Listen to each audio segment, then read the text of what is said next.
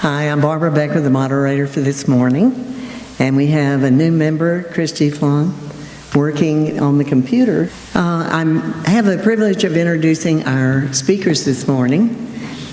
Malea Chavez returns to Tucson, where she grew up, to lead the Community Food Bank of Southern Arizona.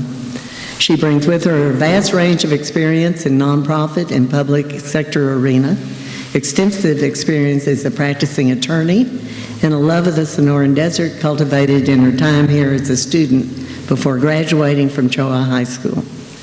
She unfortunately attended the Arizona State University, earning a Bachelor of Arts degree in Justice Studies, and went on to earn her Juris Doctorate from UC Hastings College of the Law. Malea is a visionary leader, a dedicated advocate for food security. With a background in nonprofit management and a deep commitment to social justice, she continues to work to transform the community food bank and connect individuals with the nutritious meals they need to succeed. Her strategic approach and compassionate leadership have expanded the organization's reach, but also has inspired positive change within the community. She's been with the food bank a whole year, and before that, most recently served as the executive director of the Women's Building, a women-led community space in San Francisco that advocates self-determination, gender equality, and social justice. Our other two speakers are from the Interfaith Community Services. And Thwaits, is that how you pronounce it? Thwaits, excuse me, is the communications manager, and Andrea Dillenburg is Director of Development and Communications of Interfaith Community Services. After devoting 35 years to the arts, Andrea moved her nonprofit heart to health and human services in 2022 by joining Interfaith Community Services.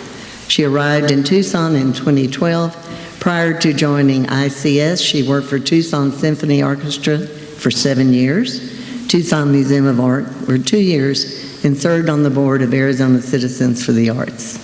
Dillenburg spent the first 10 years of her career in Washington, D.C., with stints at the Washington Cathedral Choral Society, the Shakespeare Theater, and Ford's Theater.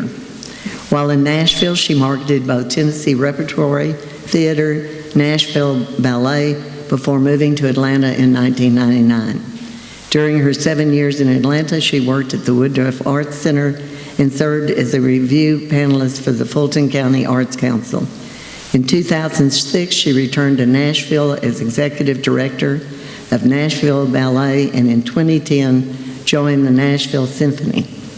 Dillenburg served on the Nashville Chamber of Commerce Education Report Card Committee as a graduate of Leadership Nashville, and served on the steering committees of Nashville Arts Coalition and the Metropolitan Nashville Arts Commission. She's a Minnesota native, graduated from Gustavus Adolphus College in St. Peter, Minnesota, and majors in economics and music, and did her graduate work at American University in Washington, D.C. And I now turn it over to the Community Food Bank. Thank you, Barbara. Hello everyone, so I'm Malea Chavez, and it's lovely to meet you all. So just a little history of the Community Food Bank of Southern Arizona. We were founded almost 50 years ago, so we will be celebrating our 50th year anniversary soon, which is a little disheartening because our founder's goal was really to work themselves out of a job very quickly, and here we are almost 50 years later. So one thing about us that people may or may not know is we are one of 4 official food banks in the state of Arizona that is part of the Feeding America National Network. Feeding America is the national organization that works on food policy as well as food distribution. And if you've ever seen Scarlett Johansson asking you to support Feeding America, that is sort of the overall national group. We are one of 4, so we cover all of southern Arizona's 5 counties, so Pima, Santa Cruz, Graham, Cochise, and Greenlee, which I'll show you in a moment. And then St. Mary's Food Bank, which is the nation's first official food bank in in the country, actually in the world, I should say, are located up in Phoenix. And then United Food Bank is located in Mesa, Arizona, and they cover regions and do a lot of work with our sovereign nation neighbors. And then we have Yuma Food Bank. So those are the 4 official food banks of Feeding America in Arizona. And in 2018, we were actually Food Bank of the Year out of the 200 official food banks of Feeding America across the country. So that's a really amazing feat, and I'm really hopeful that we can get back there again with a lot of our innovative programs, which we'll talk about in a minute. But our programs in general really focus on serving families, kids, and seniors. We serve over 400,000 people a year. You'll see the numbers in a minute. But 30% of all of our participants are kids, and actually 28% of our participants are seniors. We just did our annual report.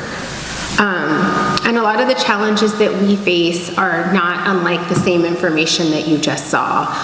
So access to healthy food, diet-related diseases and illnesses, lack of economic opportunity, and social isolation are huge issues, and I think ICS will probably also talk about that as well. And I really want to highlight sharing this stage with ICS is great. They are a wonderful, impactful partner of ours, and we'll talk a little bit about those partnerships in a little while. But we can't do the work alone. We are a food bank, but we are not located directly in each and every community, and so it takes the work of lots of other community-based organizations for us to be able to reach folks. So hunger in Arizona, here are some staggering statistics. So over 650,000 people are food insecure in Arizona, and of these, 226,000 are children, and Pima County's numbers alone have increased almost 25%. It really has varied since July, since this fiscal year started for us. It's ranged anywhere from 20% to 27%, and we are right now at about 25%. And that is the equivalent of about 3,000 more individuals coming to see us every month since this new fiscal year, which started back in July. So we serve 23,000 square miles, and we have 385 agency partners. These are both community-based organizations, schools, resource centers, as well as faith-based organizations. We have 4 resource centers, which I'll talk about in a second, and then again, we cover 5 counties. We have 7 locations, so these are our brick and mortar locations: the Amado Resource Center, the Gabby Giffords Resource Center, which is based at our Country Club location, which is our main warehouse, Green Valley Resource Center, the Nogales Resource Center, and then Caridad Community Kitchen, which is also located here in Tucson, where we prepare hot meals for seniors as well as community partners and shelter programs. And then we have Las Milpitas Community Farm, which is a beautiful farm and education as well as social connection space for folks, and we'll talk about that in a little while. And then our Wilcox Distribution Center, which covers most of our rural counties' distributions. So here's a map of all of our locations. So you can see the larger little markers there are where we have our brick and mortars. And then we have a number of other locations that are where we have partnerships as well as our mobile distributions. So we cover the entire 5-county region, which is huge. And most of those are done through monthly distributions with partner agencies where we take the resources out to them. They then distribute for their own communities. So it's kind of crazy, actually, how much we do every month. We move about 34,000 food boxes every month, plus all of our donated items, and then thousands and thousands and thousands of loaves of bread that we just can't even count, which is kind of amazing. So the way that we help, we focus on 3 major areas. So health and food is big, and of course, sort of our core model of what we do. We have nutrition education programs, we have cooking classes, we have partnerships right now with El Rio health centers as well as the University of Arizona on a diabetic box, for instance, in our Food is Medicine program. We have a wonderful, amazing program, which I'll highlight in a minute, around our community farmers market initiative, which happens on Thursdays at the Santa Cruz Farmers Market. And that allows us to also, we're one of only 8 states in the country that get to do what is called the SNAP Double Up program. So if you have SNAP benefits, formerly known as food stamps, if you receive those benefits and you shop at the local farmers market, you can double your dollars, and that way you're accessing more fresh and local produce and contributing to more healthy and nutritious meals. There is a proposal in this year's Farm Bill, which has been postponed and has not yet been passed, to expand that to 25 states across the country, which would be very, very exciting. Education, we provide opportunities for people to come together. I'll talk a little bit in a moment about one of our youth education programs, but we also are embedded in a few schools around the farm and garden program, as well as water conservation and the importance of food systems work. And then also through Caridad Community Kitchen, we have a culinary training program, which is both the training and workforce side, but also helps us in preparing all of those senior meals and community meals for folks. And we just met 2 major milestones. We met 2 million senior meals this year, and we just reached 1 million of our community partner meals. So these are huge numbers to think of just in the last few years. And then in the community development world, we work with a number of organizations and small local growers, specifically at our local farm, but also with small urban farmers who pull together their resources and have a co-op model where they then sell their produce at the farmers market. We also have a number of education programs around irrigation and water systems, and we're expanding those programs at our local farm this next year. So some more statistics. 1 in 10 adults in Arizona are facing food insecurity and hunger, and 1 in 7 children. We have a really wonderful program and alternative means to get food into communities, which is our school pantries. So we have 32 school pantries, and we served over 44,000 children last year for distribution with that particular program. These are programs that are embedded in schools, and they are set up just like little marketplaces. So they have the same coolers that you would see at a corner store or in a marketplace, and they are themed, so they have a parent liaison and school engagement, so that kids can come in and out and take food as they need it.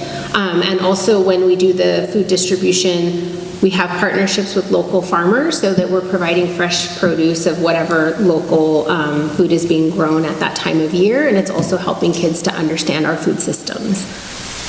And then these are just some statistics on our overall distribution. So we had 89,000 senior food boxes, which is our CSFP program, and over 400,000 of the emergency food boxes, which is the temporary emergency food assistance program, which is what most people know us for. Food boxes with government commodities.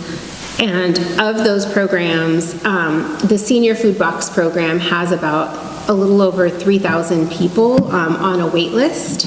And so the hope this year is to work with DES, the Department of Economic Security, who actually funds that program. And then we hold the contract with DES for all 5 southern counties. The hope is that we will actually be able to take on another 2,000 caseloads so that we can try to clear that wait list as much as we can.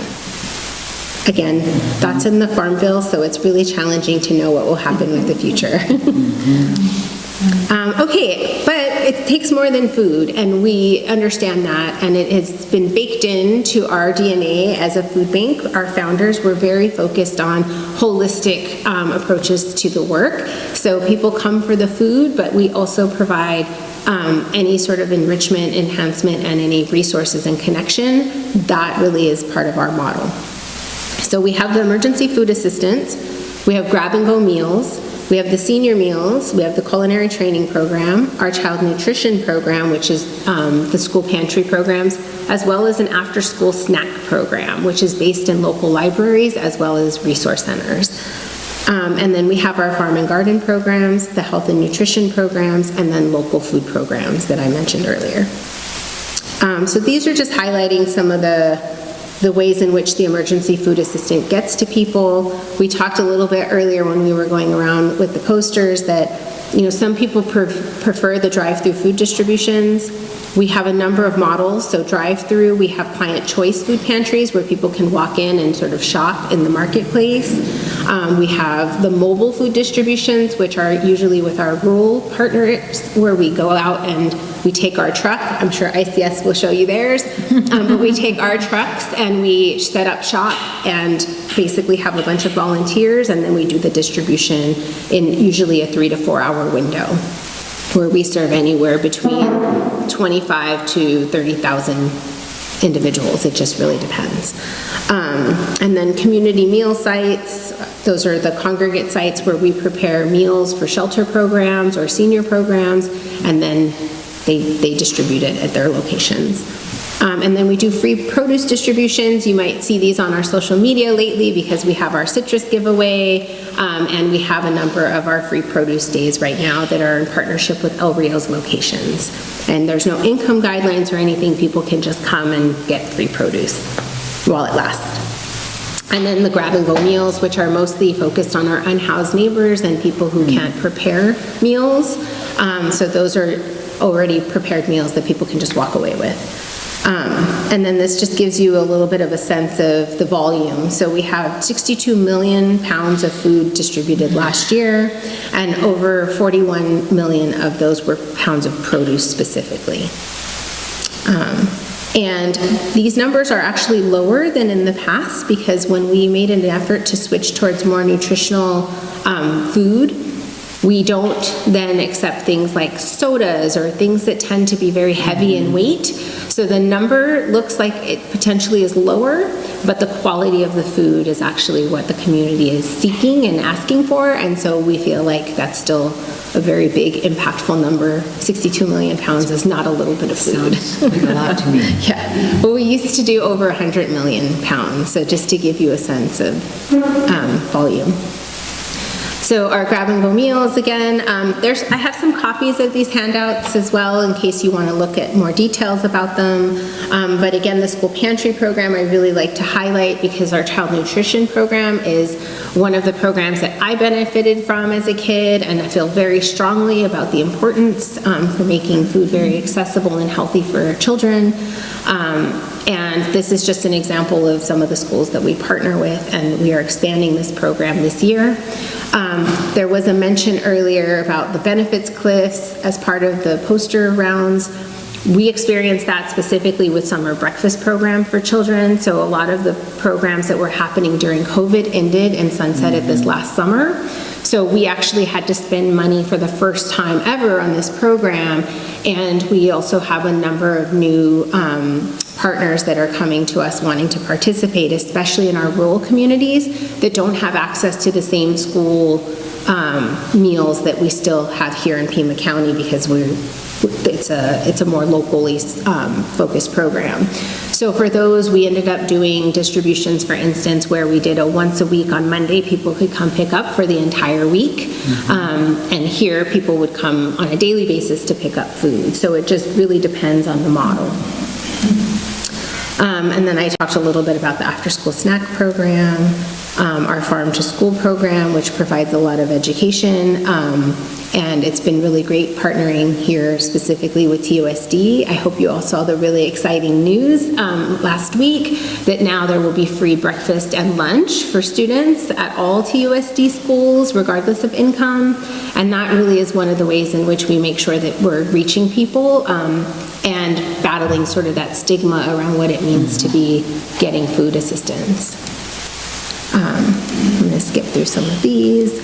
I did want to highlight this just because of the theme of today's gathering. So our Thriving Community Grants is a program that we launched a few years ago. We have distributed about $7.4 million to partner organizations and community projects between 2020 and 2023.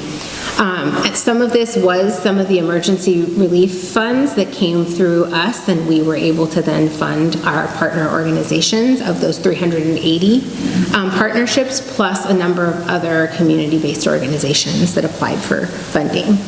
And the real focus on these programs is to invest in partner ecosystems, increase resources to BIPOC communities, so Black, Indigenous, and people of color organizations, and community self-determination. So some of the examples of these programs, I don't think I included it. So some of the examples of these programs range from anything from a domestic violence shelter program that needs to replace their kitchen, to youth services for mental health or social connection. We also do a lot of work and have funded a number of programs that are focused on indigenous seed collection and really being able to preserve Native communities' ways of eating and preserving fruits and vegetables that are not now traditionally grown here anymore. And there's a whole range.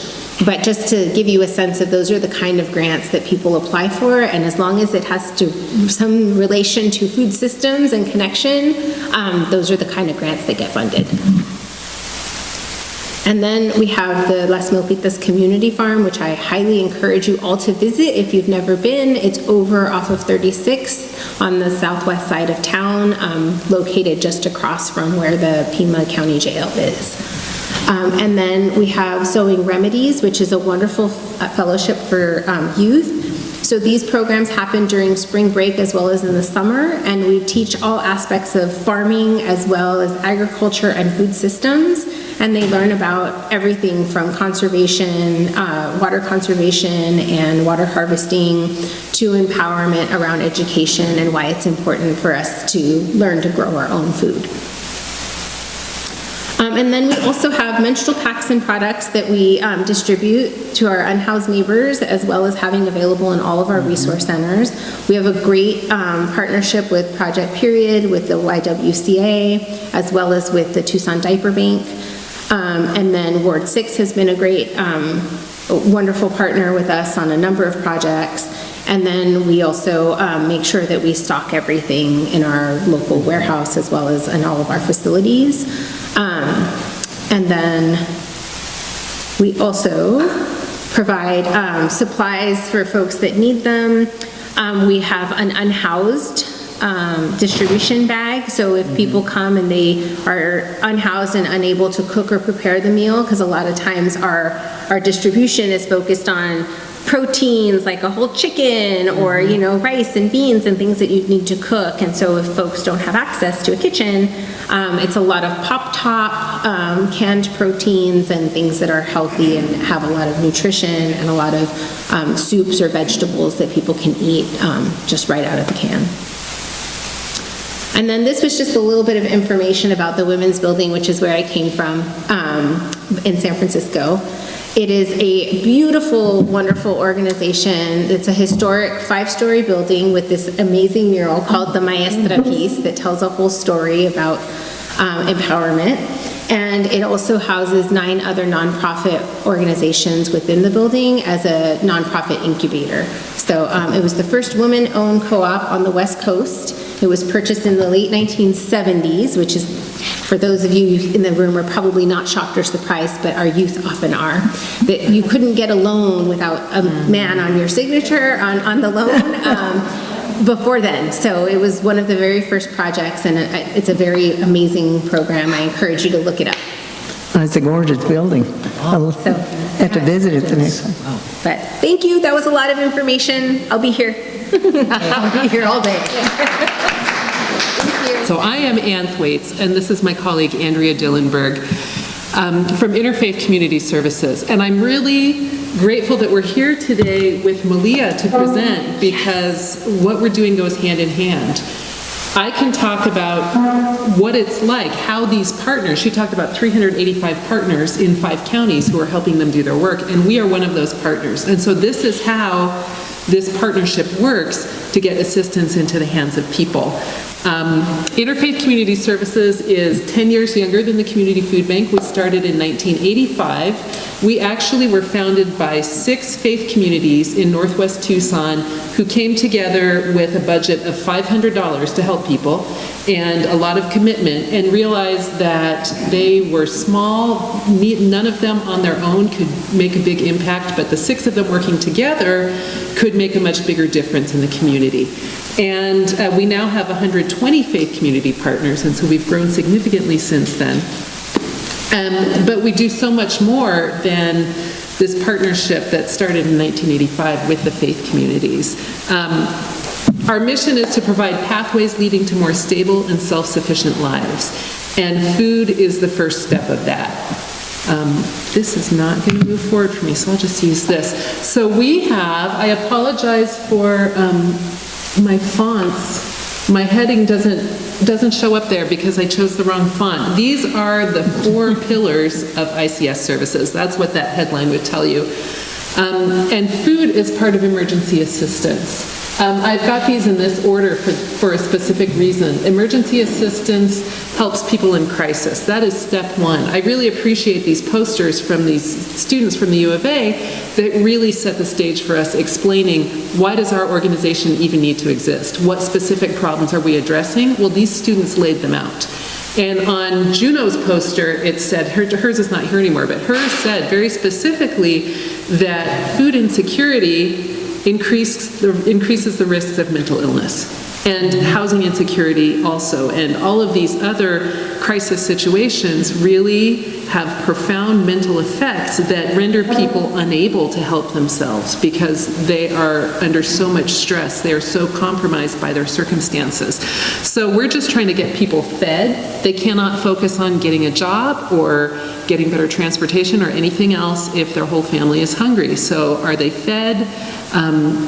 Can we help them remove the danger of being evicted, having their electricity cut off, having their water cut off? Do they have stable housing?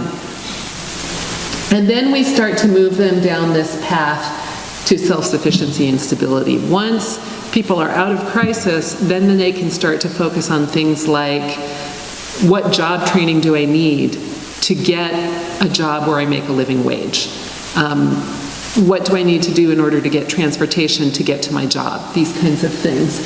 Seniors have a completely different set of needs from the families that we're working with in our self-sufficiency programs, because they are, the population that we're working with, most of them lacking transportation, sometimes have limited mobility themselves, they have isolation, there's a lot of loneliness, which also has profound mental impacts. And so we have a separate set of services to help seniors and disabled adults and support their independence.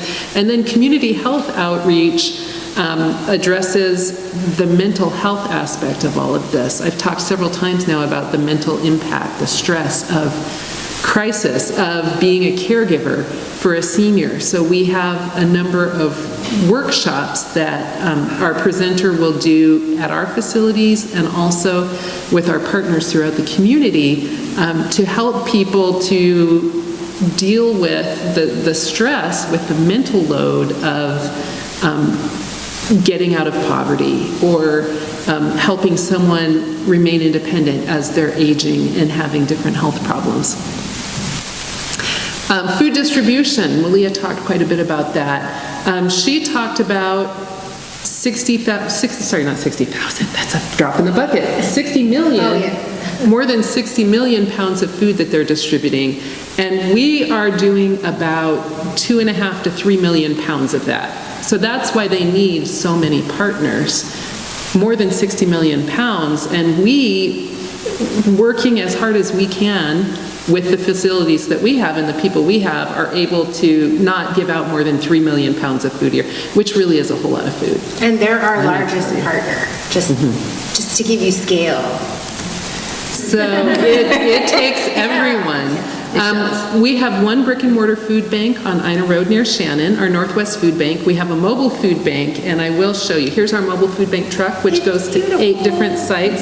This is a custom-built truck that's got multiple compartments that can be set either at freezer temperature or refrigerator temperature. And so it's very adaptable to the kind of food that we need to move around. Do we need more frozen? Do we need more refrigerated? Then we have some compartments that we won't refrigerate because that's where we carry pantry staples and dog food. We can carry a lot of food in this truck to go out and distribute at our 8 different sites. Those are our regular distribution sites that we hit every month at least once, sometimes more than once. And then we can also use this truck for picking up donations. When there's a big food drive, we can go out and load it up and bring the food back the other way to our warehouse. It's a fine-looking truck. We are very fond of our truck. It is a good-looking truck. We're fond of their truck too. When it's fully operational and at distribution, it also has a lovely awning that comes out and Yes, it really does. set up. It's a very beautiful station. We open up the side compartments there and all the food is there inside. We put tables in front. I didn't bring a picture of it all set up and distributing. I should have brought that. So that's one way. We also participate in the free produce giveaways that Malea talked about. The Community Food Bank provides food to us for that, and we're doing at least one of those every week from November 1st through the end of May, and volunteers are staffing those. So the first day of every month, there is a semi-truck from the Community Food Bank delivering to our brick and mortar food bank. Rolls in. Every time we have a free produce giveaway, the Community Food Bank truck comes and drops off just pallets and pallets of produce and bread and other food that is rescued food that would otherwise go in the landfill. And we're able to, through our partnership, divert that and give out tens of thousands of pounds of food, sometimes in a week. Here's some pictures of our free produce giveaways. These are a lot of fun. This is in the pink hat there on the far left, Andrea, last week, giving out food. Cucumbers. Several That was me. Several of our staff went out last Friday, and we were able to staff the free produce giveaway, which is one of the most rewarding things we do. It's fun. Get out of the office and actually face-to-face talk to clients and see the gratitude on their faces as we hand them a box of food. Or in this case, this is Stephen from our food bank giving somebody so many tomatoes that I hope they know how to make marinara sauce. They were one of the last people to come through the line. It's like, well, we've got 4 cases of tomatoes left, so. And some people pick up for neighbors. Yes, often there will be an area where one person on the street has a reliable vehicle and 4 or 5 families will pile in, one person from each family. So we will have an unassuming sedan come up to our food bank sometimes with 5 people inside, and we are loading 5 families worth of food into that car because that's the only way they had to get there to get their food. And I tell you, we put it on people's laps and we pile up the trunk, and sometimes there's something on the dashboard, and we get that food there That we do. to feed people as much as we can. It's not just emergency food. We are also able to distribute emergency financial assistance. And we had this poster right over here that Andrew presented about the ERAP program, Emergency Rental Assistance Program. It is these kinds of government programs that give us a majority of the rent and mortgage assistance that we're able to distribute. Federal and state and county governments don't have the systems in place to distribute this money, to collect applications from people, to go through a screening process. They don't have case managers there who can work with people to make sure that the money gets distributed to the people who need it in the way that they need it. But we have that. Organizations like ICS, we have case managers who are very experienced, who are trained, and I think the special thing about case managers is many of our case managers were clients in the past. They have been there. They know exactly what it's like.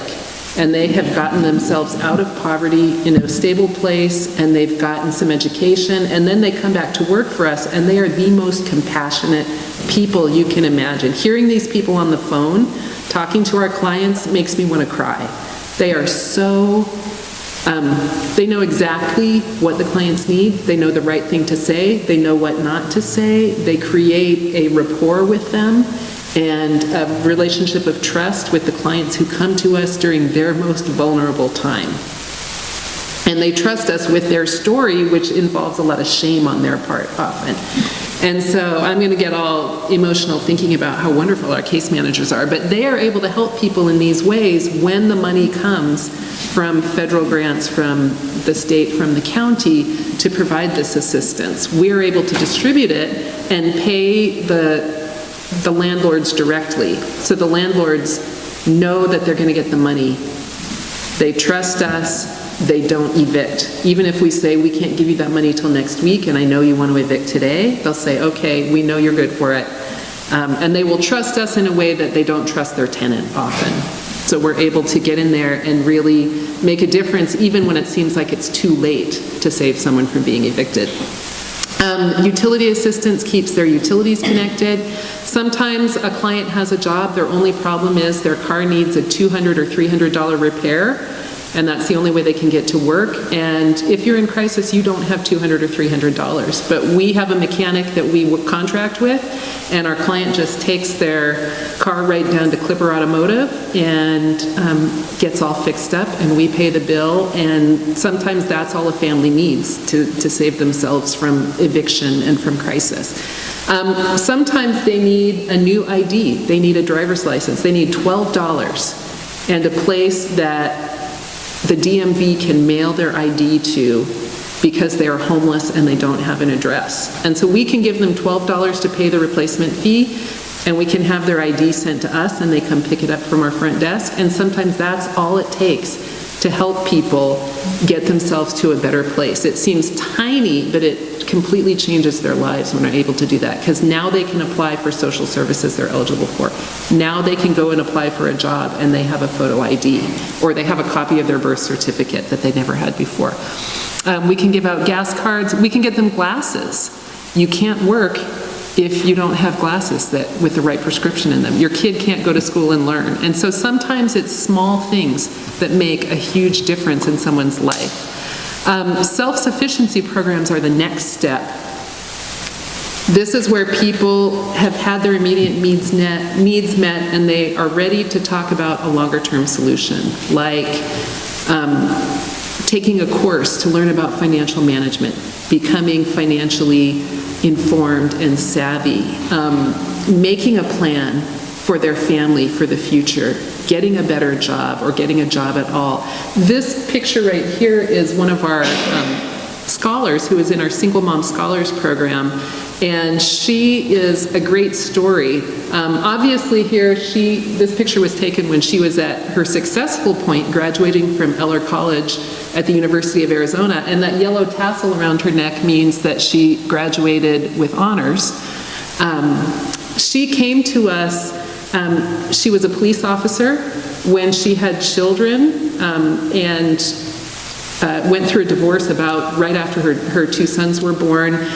She did not feel that she could continue the stress and the danger of working as a police officer as the only parent to her children, and so she stopped. She changed jobs, but the stress of all of these things going on led her to develop a drug addiction. So she ended up, kind of worst case scenario, being arrested, being charged with drug charges. Her sons had to go live with a relative. She went to prison for a while. She got clean. She got out of prison. She came to us and was able, after all of this in her past, to get her kids back, get a degree in finance from Eller College of Management at the University of Arizona, stay completely clean, no more drug involvement at all since then. She's now in graduate school, getting a master's degree from the Eller College. And so these are the kinds of success stories we have. And I think I'm so grateful. I feel a little bit sorry for the food bank that you don't get to see this end result. You start people down the path and give them very essential help, and then we'll have to come to you and tell you, like, look, this person you started helping, look where she is today. Her 3 children are involved in extracurricular activities. They're stable, they're doing great. She has such a wonderful future ahead of her, and we have so many stories like this because we start with the crisis point, we get people fed, we get them stable, and then we're able to work with them. Now, what if they are seniors? They don't want us to help them get a job. They have completely different needs. Malea talked about the food boxes for seniors and the waiting lists that they have. This is such a necessary service. We give out some of these food boxes. Fortunately, we have multiple senior services programs, and we're able to kind of bundle them all together. So that big truck that comes on the first of every month to bring us boxes also brings us hundreds of food boxes for seniors. And we're able to take these boxes and supplement them with fresh produce, with bread, with other foods that we get through Grocery Rescue. We have agreements with several grocery stores where we have a volunteer who goes out at 6 o'clock in the morning to the store with a refrigerated van and picks up all the food that they're donating to us because they have more than they can sell or it's too close to the expiration date. We can give it out that day, so it can get eaten that day. So we supplement with some of that. We're able to take quite a bit of food to seniors who are on our route, and we have volunteers who will go out, do a regular route. Every month they'll go visit this particular person, take their box of food, visit with them, find out how they're doing, give them some social interaction, and that's just one of the programs that we're able to do. We also partner with Caridad Kitchen that Malea talked about, making meals. We distribute about 25,000 mobile meals a year, and one of our providers is Caridad Kitchen, and we're able to go, our volunteer goes and picks up the meals that they prepare there, and then our volunteers take them out and once again deliver them personally to our seniors' homes and do a little welfare check at the same time. Are you doing okay? Do they even answer the door? If a senior doesn't answer the door, right there is a call to someone check up. Do we need to be concerned about this person because they're usually here to answer the door? Are they okay today? There are multiple places in the system where there can be a kind of a backlog. Community Food Bank is waiting right now for approval to get more food for the 3,000 people on their waiting list. We were able to get enough food for them, from them for all of the seniors who wanted us to deliver, but then we didn't have enough drivers. And so this was another spot where some of our volunteers who had been driving for us had to, for various reasons, quit driving. And so we were able to hustle around and put out a call and get some more volunteers to come in to take that food out to the people who are on our waiting list. And so all of our seniors who want food boxes right now are being accommodated. We give them rides to the grocery store, to medical appointments. We do wellness checks. I talked about that. We have some seniors who are living alone at home who get a phone call every morning from an ICS volunteer just to make sure they answer the phone, to find out how they're doing, and if that person says they're not doing well, if they sound different on the phone, if they seem a little bit disoriented, then there's a welfare check that can be initiated from that. We have volunteers who go in and will do minor home repairs, they'll do light yard work, they'll help with paperwork, they provide all sorts of supports to help seniors live independently at home without institutional care. Finally, we have our community health outreach workshops. I mentioned those. Here's a list of the specific workshops. And I would be remiss if I didn't mention that one of the great services we provide to the community is volunteer opportunities. There are some people who think they don't need one more thing on their schedule. They're busy enough, thank you. But there are so many great reasons. Tuesday crew. That's our Tuesday morning crew. There are so many benefits to serving, especially for retired people who don't have a social network, a vibrant social network to keep them engaged and keep them healthy and active. I put in this picture of our Tuesday morning food bank crew because you can tell from this picture how much they enjoy working together. You can tell Bob's birthday. They are all, they came in as volunteers and they're good friends now. They have a strong social network. It was one of the volunteers' father's 100th birthday, and so they all got together and they made a happy birthday video for Bob on his 100th birthday. And that is also a tremendous service in our community.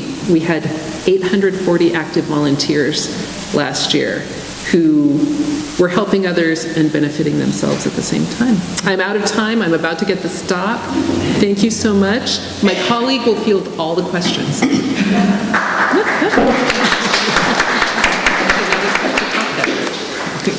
Well, if you have any questions, please write them on the card and raise your hand, and we'll pick those up. but I'm going to start with the first question. Well, first of all, how do we volunteer? And I want each one to answer that, and then I have a follow-up question. So for the community food bank, you can call us or you can go to our website, and there's an actual email link on there to sign up for volunteering. We have a whole department, and you can do everything from production to distribution to the Care Dad Community Kitchen meal preparation. There's a number of opportunities. Right. And interfaith? Same with us. You can go to our website and click on the link and sign up to volunteer. And we do have a lot of volunteer opportunities, including in workforce development, where we help people develop their resumes, learn how to interview. Some people are more qualified than they think they are, and sometimes by just redoing a resume, they get a better job. So we accept volunteers in lots of areas. We have, I have some fact sheets up here and also my cards. So our website and contact information is on here. It's communityfoodbank.org. Right, thank you. All one word. All one Okay, word. now, how to best donate. Now, I have very specific questions for each one of you. With the food bank, is it better to give to the local or to the national? So local if you want your resources to be kept here. So giving to Feeding America as a national network is fantastic, but they pool all their resources and then they distribute money through a series of grants. So each community has to apply for them. They're not automatically given. So if your goal is to keep the resources in your own region or your own community or your own state, then you'd want to give locally. And for us, your time is, for us, very, very important. That's probably the number one need for us, just because to get it all out there. But we have seen also a decline in people giving us tangible goods, and that's just because your dollars aren't going as far at the grocery store anymore. So where people used to come up and give us a flat of tuna fish or peanut butter before, they'll come and they'll give us a bag with maybe 4 of them in there. And now we're really focused on building our sourcing team and working with Feeding America at the national level to be able to leverage our buying power. So if you give us $5, we can buy a lot more with it than you can if you're at the grocery store. So good. your That's good to dollars are know. actually going a lot further for us now than they ever have before. That's good to know. And with ICS, do we donate specific, and name a specific assistance, or do we just donate to the organization as a whole? Well, being a development director, I like people just to give to support the entirety of the institution, because there's 50 employees at ICS, and we have a budget every year that's very thoughtful, and so when someone gives dollars to ICS, it's used in the most efficient and best capacity that we have. 89 cents of every dollar that's given to ICS goes to direct program support. I'm going to echo something Malea said. It's very true. By giving dollars, we can buy more food than you can. And as goes the community food bank, so do we. The same things that they experience, we experience, because it's a Ecosystem. community reaction. The thing that I want to pick up on from, I think, Andrew's, the funding side, that money was distributed by the county through an ARPA grant, the money for emergency rental assistance, and up until that time when it ended, we actually had to add caseworkers to be able to manage that money. So the community doesn't give it out directly to an individual, they give it to us to manage, and it's quite a process to manage a government grant. A caseworker has to define every hour of their time against a grant for anything that we get. So we'll have county money, we'll have city money, we'll have money actually from TEP that goes directly to utility assistance, LIHEAP money, and it's quite a process for us to do that. We actually have to fundraise to be able to support our self-sufficiency programs. We don't get government money for our self-sufficiency programs, nor for our health and wellness programs.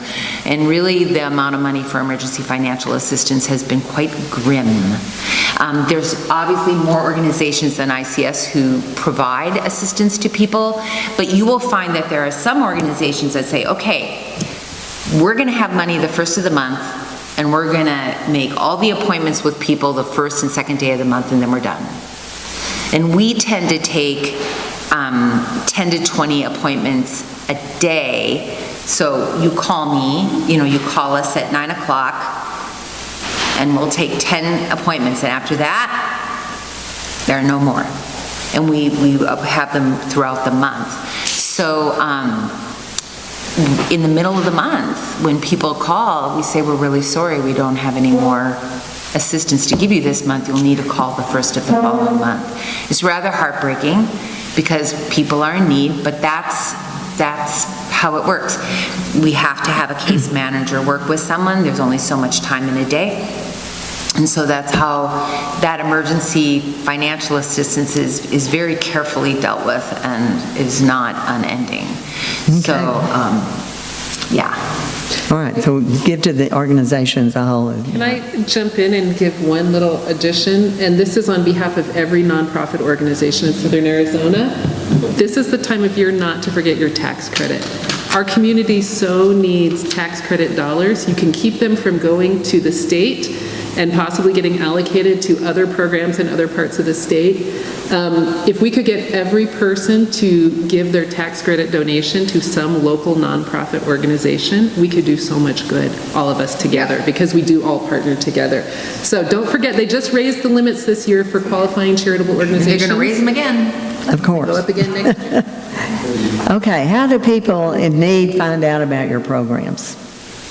So ours are through a number of notifications. So I mentioned earlier our commodities program. So if anybody is a beneficiary of any program through the Department of Economic Security, and it can be anything, they get monthly newsletters, they get information from all of our social media platforms.